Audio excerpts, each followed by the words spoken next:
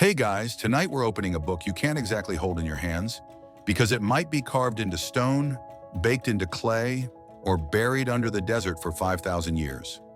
We're going to wander through the sacred texts of ancient civilizations, the kind of writings that kings swore oaths on and priests whispered over fires. And yes, some of them are older than your favorite conspiracy theory. You probably won't survive this. Now dim the lights, maybe turn on a fan for that soft background hum, and let's ease into tonight's journey together. Imagine the world before books smelled like paper and glue. The first pages were slabs of clay still warm from the kiln, etched with wedges by Sumerian scribes in bustling cities like Uruk. They called their script cuneiform, and it wasn't just receipts for grain, though those mattered too. It was also hymns to gods like Inanna, goddess of love and war. One hymn from around 2300 BCE praises her as the great light who fills the sky, which sounds almost like it could be on a motivational poster if you ignore the parts about smiting enemies. The thing about these clay tablets is that they could survive nearly anything, except being reused. Sometimes old tablets were scraped clean to make space for newer words, like recycling history itself. Historians still argue whether that was practicality or subtle censorship. A few thousand miles to the west in the green ribbon of the Nile, Egyptian scribes were chiseling their own brand of eternity into limestone temple walls. Hieroglyphs lined the corridors in neat rows, telling stories of gods creating the world from a single mound of earth or a cosmic lotus opening in the primeval waters. Every symbol was a prayer and a spell rolled into one. Even the colors were sacred: blue for the heavens, green for fertility, gold for divinity. And then there were the pyramid texts, the oldest religious writings we know, carved inside tombs not for the living, but for guiding the dead pharaoh through the afterlife. Some of these texts are strangely practical, giving step-by-step instructions for navigating the Duat, the Egyptian underworld, like an ancient GPS with stops at gates guarded by gods with crocodile heads. Quirky detail: one spell instructed the dead to threaten to eat the heart of anyone who blocked their way. It's a bold afterlife strategy, but apparently it worked for pharaohs. Not all sacred words were meant to be read by everyone. In both Sumer and Egypt, certain temple texts were for priestly eyes only. These weren't just classified in the modern sense. They were believed to be dangerous if read without proper rituals. Like a cosmic nuclear code, but for summoning storms or calming floods. Even today, archaeologists sometimes stumble on inscriptions they can't fully translate, partly because key signs or words were intentionally left ambiguous. Picture this.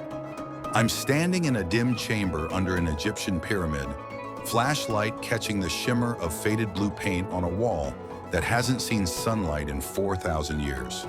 The air is dry, still holding the scent of ancient dust. Every line on the stone feels alive, like it's waiting for the right voice to read it aloud and make the gods listen again. In that moment, I get it, why they carved these words into eternity. It wasn't just about remembering, it was about keeping the universe itself in balance. Far to the east, beyond deserts and mountains, sacred words took a different form. Ink brushed onto silk or bamboo, each stroke carrying the weight of centuries. In ancient China, the earliest spiritual writings weren't just stories. They were cosmic maps guiding rulers and common folk alike on how to live in harmony with the Tao, the Way. One of the most famous, the I Ching, or Book of Changes, looked nothing like a normal book. It was a collection of hexagrams, patterns of broken and unbroken lines that you'd cast using yarrow stalks or coins. You'd interpret them to answer life's big questions, from should I marry this person to should I go to war? The uncanny part? Some of those readings feel oddly spot on even today. Historians still argue whether the I Ching is pure philosophy or a kind of mathematical oracle. And then there were the Tao Te Ching verses, supposedly written by Lao Tzu, who may or may not have been a single person. His words were short, like riddles wrapped in clouds. Those who know do not speak, those who speak do not know. It's the kind of line that makes you feel wise until you realize you have no idea what it means. And then maybe that's the point. In Confucian texts, by contrast, everything was practical: filial piety, social order, proper conduct. Imagine your entire moral compass written out as a manual, and if you strayed from it, the empire itself might wobble. Across the sea in India, the sacred words took on a rhythm, flowing like the rivers they were often recited beside. The Vedas, composed in Sanskrit thousands of years ago, were meant to be sung, not read. Priests memorized them perfectly, no pauses, no mistakes, because each sound was believed to resonate with cosmic truth. One quirky fact: the Rig Veda contains hymns not only to gods, but to rivers, dawn, and even to an intoxicating drink called soma, whose exact recipe is still a mystery. Some scholars think it was a hallucinogenic brew. Others think it was just a really strong tea. The Upanishads took things even deeper, whispering about the nature of the self, the illusion of reality, and the spark of the divine in every living being. One verse says, "You are that," meaning you are the universe itself. That's a pretty big thought to have while sitting by a fire in 700 BCE. Historians still debate whether these were purely philosophical meditations or instructions for actual mystical practices. Sacred words traveled too. In the Buddhist tradition, sutras made their way from India to China, Korea, Japan, and beyond. Monks carried them on foot over mountain passes, sometimes hiding them in hollowed-out walking sticks to keep them safe from thieves or rain. By the time they reached Japan, the texts were not only read aloud but carved into wooden blocks for printing, a technology the West wouldn't adopt for centuries. I picture a Buddhist scriptorium, maybe in Nara during the 8th century, where monks sit in rows, candles flickering. The scratch of brushes on paper is the only sound. Outside, cherry blossoms drift past the open windows. One monk pauses, reading over the verse he's copied. All conditioned things are impermanent. He smiles faintly, as if reminded that even the blossoms outside will soon fall, and that's okay. The thing about all these sacred words, whether cast in bronze, brushed in ink, or sung beside a river, is that they were never just for the eyes. They were for the ears, the tongue, the body. The act of speaking them was as important as the meaning itself. Some texts even warned that reading silently was like cooking without heat, which makes me wonder, how many of our modern books are we letting go cold? Southward now to lands where the desert meets the Nile, sacred words were not simply written, they were carved for eternity. In ancient Egypt, hieroglyphs flowed across temple walls like streams of divine speech. Priests believed these were not just symbols, but living beings, each carrying the power of the god it represented. A falcon wasn't just a picture of a falcon, it was Horus himself, watching from the stone. One of the most treasured texts, the Book of the Dead, wasn't a single book at all, but a collection of spells and instructions meant to guide the soul through the underworld. I sometimes imagine an ancient scribe hunched over papyrus, carefully inking a spell that reads, "Say these words, and your heart will not betray you when weighed against the feather of truth." That's one way to prepare for the afterlife, like packing a cosmic cheat sheet. The Egyptians also believed in something a little more unusual. There were protective spells designed not for the dead, but for the living, like incantations to ward off scorpion bites or to help a baby sleep. Some even instructed you to recite the words while eating a specific herb, making the magic travel through both sound and taste. Historians still argue whether these were purely symbolic or if the plants had actual medicinal effects. Further east, in Mesopotamia, the land between the rivers Tigris and Euphrates, the sacred word took a wedge-shaped form, cuneiform pressed into clay tablets. The Sumerians, Akkadians, and Babylonians used these tablets not just for taxes and laws, but for myths that explained why the world was the way it was. The Enuma Elish, their creation story, begins with swirling, mingling waters and gods born from chaos. One curious bit? The god Marduk defeats the sea goddess Tiamat by splitting her in two, half to form the heavens, half the earth. The imagery is so vivid it feels like a scene from a modern fantasy novel, minus the special effects budget. Mesopotamian priests also guarded collections of omens, Rows upon rows of clay tablets, predicting the future based on everything from the pattern of oil on water to the shape of a sheep's liver. Yes, they actually examined livers as if they were divine text. The more I read about it, the more I suspect that, for them, the world itself was a sacred book, and every sign could be read if you knew the right code.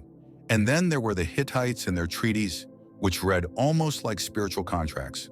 Break a promise and you didn't just anger your ally, you risked the wrath of the gods themselves. Some of these texts even called on the mountains, rivers, and skies to witness the agreement, as if nature itself were the notary public. What fascinates me is how these civilizations treated their texts as living tools. They weren't meant to be read once and shelved. An Egyptian funerary spell was recited at the tomb. A Mesopotamian omen tablet was consulted before planting crops. Words had work to do. They were like keys you kept using to unlock doors, both earthly and otherworldly.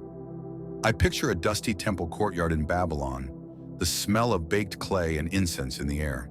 A priest lifts a small tablet to read aloud, the wedge-shaped marks casting tiny shadows in the torchlight.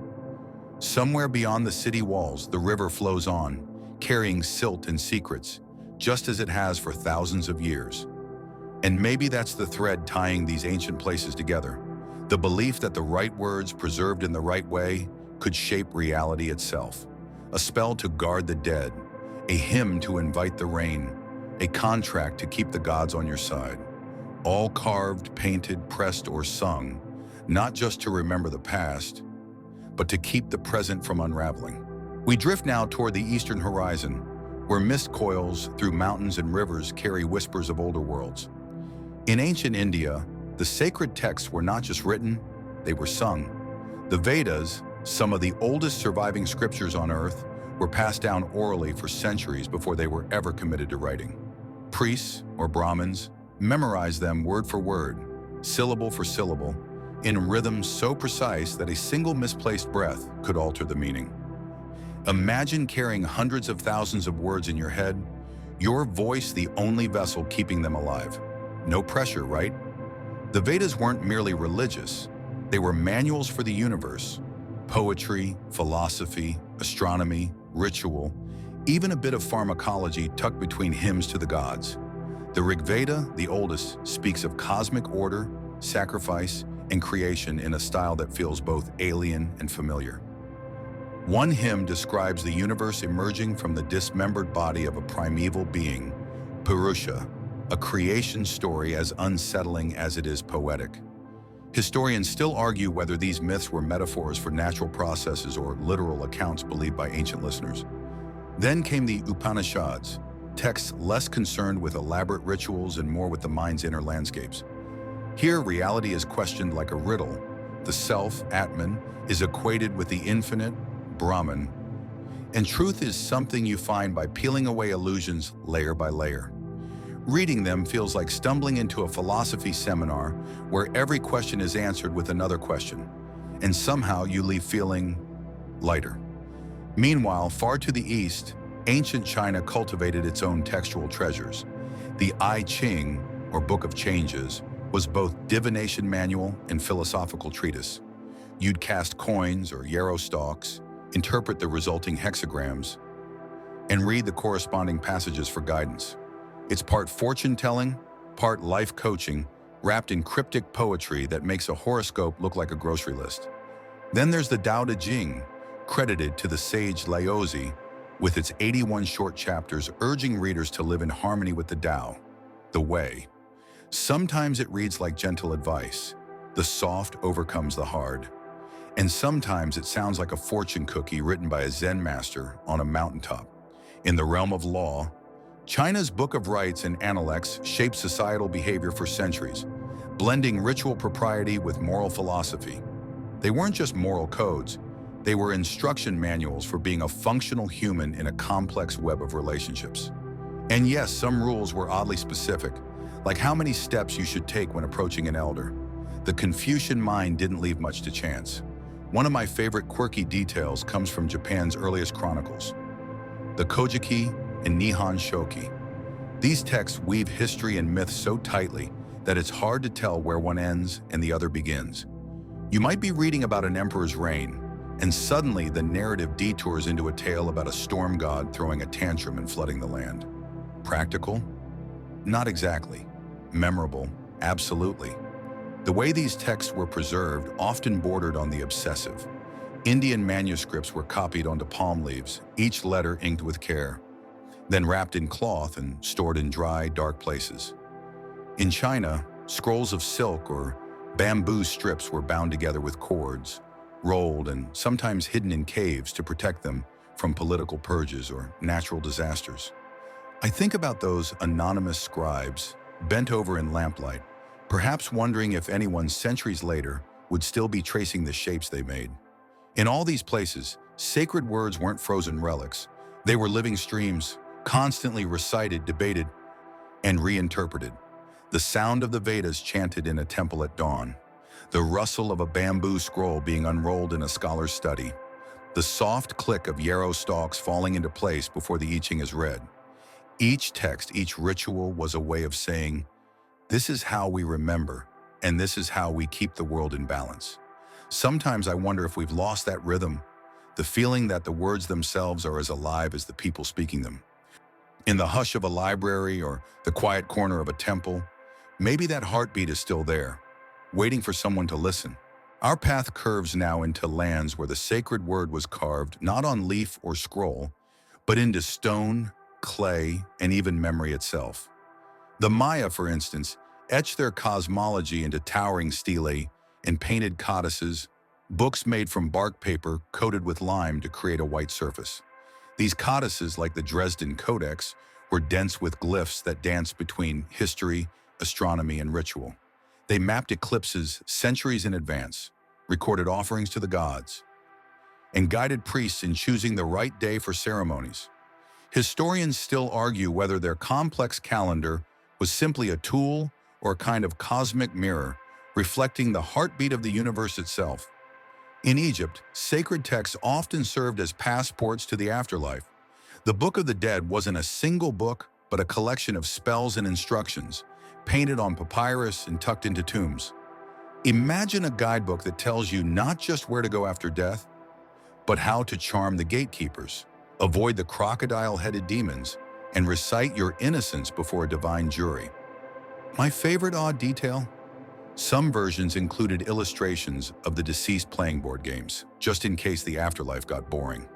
In the high plateaus of Tibet, the Bardo Thodol, often called the Tibetan Book of the Dead, served a similar function, guiding the soul through the liminal space between death and rebirth. But unlike its Egyptian cousin, it wasn't written for the dead to read. It was for the living to recite to the dead, spoken aloud so the soul could find its way. I imagine the candlelight flickering over the pages as a lama chants, the words lifting into the air like invisible lanterns. Some sacred texts were meant to be hidden entirely. The Gnostic Gospels, for example, lay buried in the Egyptian desert for over 1,500 years until they were discovered near Nag Hammadi in 1945. These writings offered a radically different vision of early Christianity, one where personal spiritual knowledge mattered more than rigid doctrine. For some, this was a revelation. For others, a heresy better left in the sand. Further east, in the arid lands of the Middle East, the Dead Sea Scrolls waited out 2 millennia in clay jars tucked into caves near Qumran. When they were found in the 1940s, they added new layers to our understanding of the Hebrew Bible, but also raised countless questions. Were they the work of an isolated sect, guarding their version of the truth, or were they part of a broader lost tradition? No one can say for sure. The way these texts survived often feels like a story in itself, a mix of devotion, luck, and sheer stubbornness. Some were copied again and again to keep them from disappearing. Others were hidden to protect them from invaders or iconoclasts. And a few, like the Mayan codices, barely escaped total annihilation. Most of their library was burned by Spanish conquistadors in the 16th century, an act one friar later described with chilling understatement. We found many books and burned them all. Out of hundreds, only 4 codices remain. Yet the endurance of these surviving works speaks to something timeless. Whether they were prayers to the gods, maps of the stars, or step-by-step afterlife manuals, They carried the same message. Words can outlast empires, deserts, and the slow crumble of stone. I sometimes imagine all these texts, Egyptian papyri, Mayan bark books, Hebrew scrolls, Tibetan prayer manuscripts, spread out side by side in a vast quiet room. No borders, no locked cases, just the words breathing together, telling their stories in a chorus that stretches across millennia. You could walk from one to the next, tracing the curve of a hieroglyph, the knot of a Mayan glyph, the faded ink of Aramaic letters, and maybe if you listen long enough, you'd realize they're all speaking about the same thing in different tongues: how to live, how to die, and how to remain connected to something greater than yourself. That's the strange magic of sacred texts. They were never just about the gods. They were about us, about remembering that we are part of a much older conversation, one that began long before we arrived and will continue long after we're gone. The night has settled now, wrapping everything in that slow, heavy quiet. It's the kind of quiet that feels older than the world itself, like it's been here long before we learned to speak, long before the first sacred word was ever written. All those texts we wandered through, the carved stones under desert suns, the papyrus rolls hidden in tombs, the folded bark paper marked with stars, they can rest now, their words drifting back into silence. Feel your breath again, in and out. No rush. Imagine the air passing through you the same way a sacred verse might have once passed from the lips of a priest or a shaman or a poet. Steady, deliberate, carrying something unseen but deeply felt. You're lying here, but part of you is still in that vast, timeless library. The walls are made of night sky, the floor is soft with centuries of stories. You walk between the rows, each text glowing faintly in the dark. Some are in languages you know, most are not. But somehow, you understand them anyway. Not the literal words, but the feeling underneath, the comfort of being guided, the reassurance that others have walked this path before you.